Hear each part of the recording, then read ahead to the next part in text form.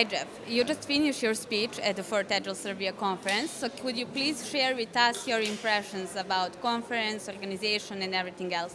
Well, I think the conference is great. It's extremely well organized. I really enjoyed meeting the people. There's a lot of people doing Scrum here. I think that's great for Serbia. Your appearance here is so meaningful for all of us because you created the most famous Agile framework in the world. So at the beginning, why did you believe in the power of Scrum? Well, I came out of a research background and I knew that small teams working closely together was the way to build software, and it turns out to be the way to build anything. And since then, we've had decades of data out of places like Bell Labs confirming this. And so it's basic small teams working closely together, short iterations, that builds great stuff. Thank you.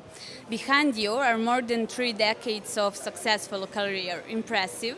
But which milestone in your career you are the proud the most? Well, I think one of the things that exploded Scrum was the Agile Manifesto meeting, where we wrote the Agile Manifesto. And that brought Scrum widely into the domain. And the thing that's impressed me the most is organizations that have taken this and really done it really well on a large scale. Companies initially like Microsoft, Adobe, Autodesk, all the big software companies, and now it's moving into the oil companies, the automobile companies, healthcare organizations everywhere. And so the milestones of people picking it up and doing like Amazon is doing today with 3,000 Scrum teams delivering every second a new feature to the market. This is amazing to me, and these are the big milestones, people that really do it. Here at the conference, you introduced public with your current innovation and future development of Scrum, but how Scrum we can use beyond IT?